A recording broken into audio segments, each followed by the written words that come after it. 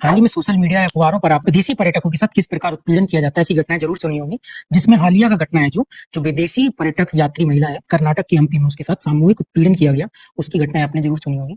और ये घटनाएं किस प्रकार दिन पर दिन बढ़ती जा रही है हमारे देश में।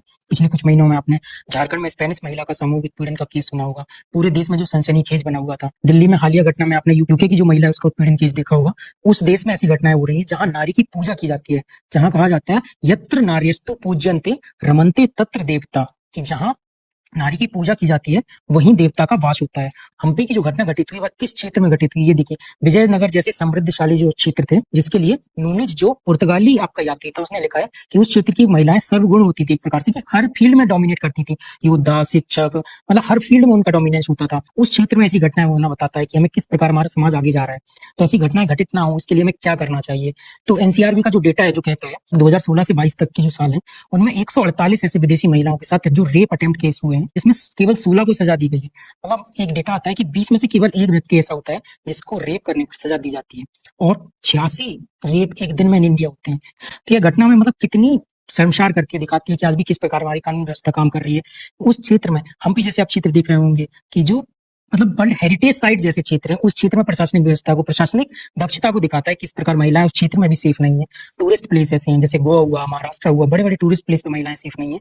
तो इस देश में जो ग्रामीण वर्ग का क्षेत्र है, जहां जैसे आपने झारखंड का केस सुना होगा, तो उसमें हम कैसे एक्सपेक्ट कर सकते हैं कि ऐसी महिला होम स्टे जैसे जो कल्चर डेवलप हो रहा है, तो किस प्रकार पर्यटन होम स्टे में स्टेबल करेंगे ऐसी घटनाएं जब शामिल होंगी। तो इसी प्रकार की घटनाएं ना हो इसके लिए कई समाधान है। जैसे सबसे पहले तो सरकार भी कई प्रयास कर रही है कि चलो इंडिया अभियान, इंडिया के लिए कई स्कीम चलाई जा रही है जिससे विदेशी पर्यटक आ सकें। हमें क्या करना होगा, ऐसी केसेस को कम करने के लिए भी सामाजिक स्तर पर भी प्रयास करने होंगे। सामाजिक बहिष्कार करना होगा, कठोर दंड बनाए जाने चाहिए, कठोर से कठोर दंड दिए जाने चाहिए, उनको मानसिक प्रताड़ित किया जाना चाहिए जिससे कि ऐसी केसेस ना हो सके।